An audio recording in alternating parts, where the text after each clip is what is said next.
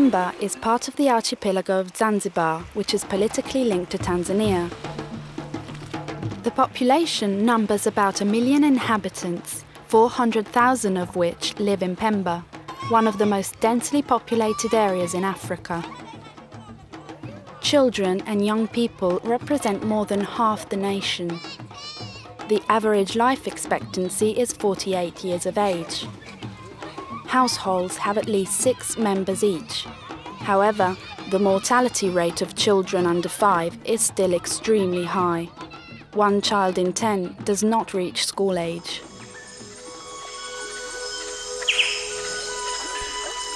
Pemba's local economy is mainly based on the cultivation of cloves, whose global demand is decreasing.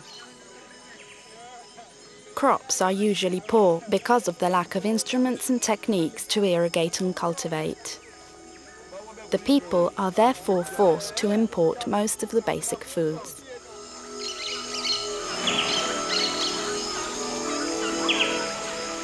Seaweed and fish represent the main resource in seaside villages. Markets have a good variety of fish, like sardines, tuna and small sharks. Fishermen unload them on the beach, where an experienced kriya establishes the price. They fish with lines or rudimentary nets, therefore daytime work doesn't yield much profit. Food is very restricted: rice, manioc, potatoes, bananas and very few proteins.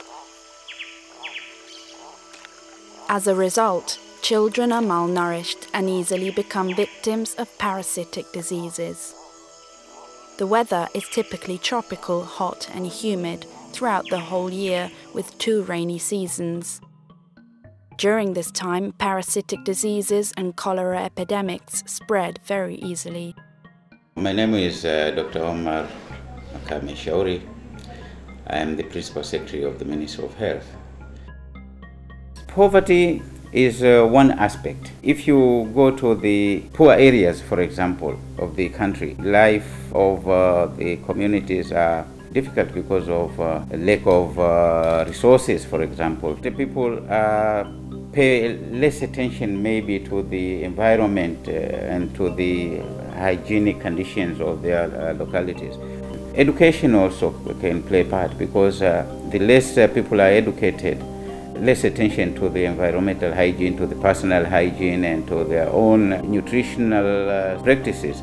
So I think education also matters. And that is why we say that health education maybe could be one of the main strategies to prevent such conditions or such situations. We have been trying to see how to increase the healthcare budget. But then we have so many other problems in the hospitals. The services in the hospitals are not very good. So you cannot start a system to make somebody pay for services which are not properly provided.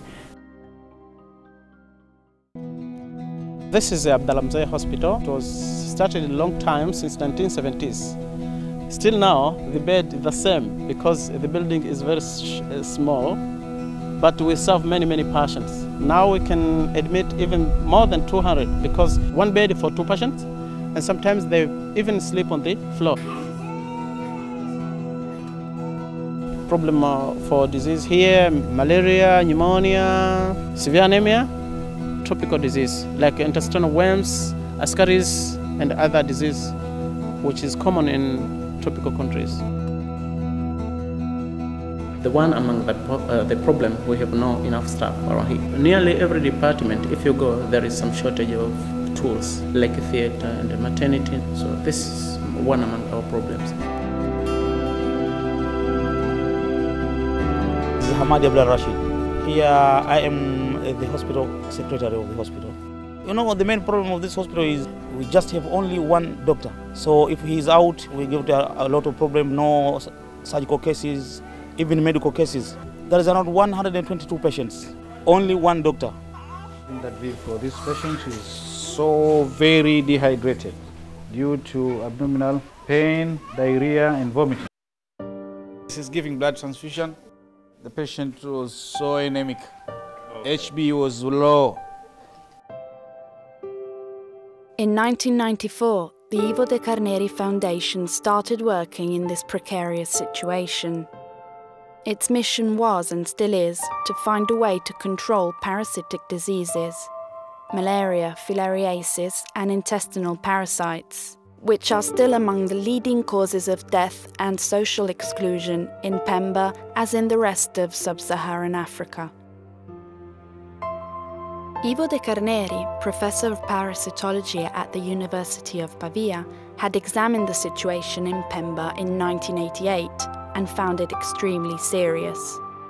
Before his premature death, he had managed to create the basis for the construction of a laboratory to become a point of reference for the population of the whole island.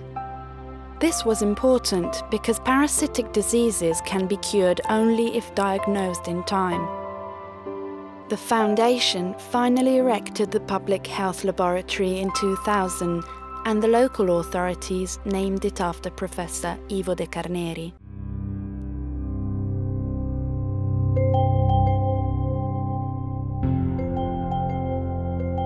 So public health laboratory Ivo de Carneri is focusing specifically to problems in the communities, not only the patients who come passively to the hospital.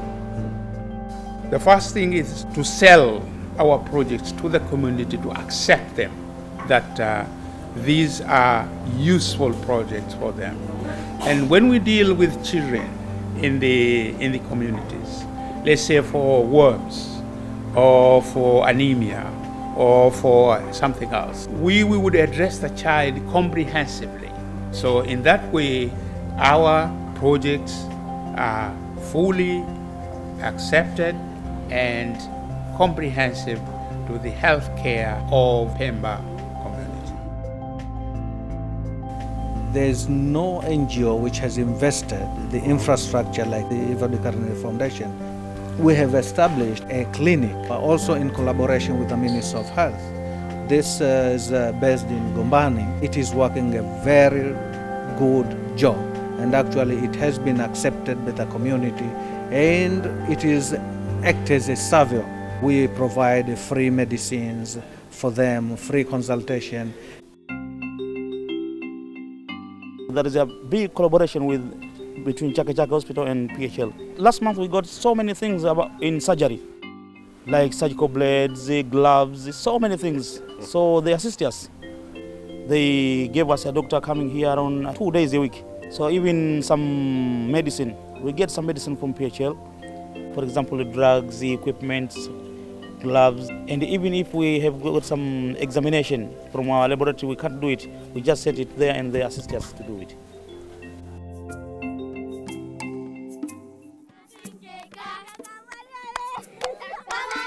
In the future, the Ivo de Carneri Foundation will be increasingly engaged in fighting parasitical diseases and poverty through scientific research and training. Public health laboratory, I think, is a very, very important institution. It's important not only for us here in Zanzibar, it's important for Tanzania, it's important for the world, because everybody is benefiting from that laboratory. We are benefiting because we are doing research to understand the health problems in our country. The more we work together, the more closer we are. Like a team, we're working like a team, and there is no problem.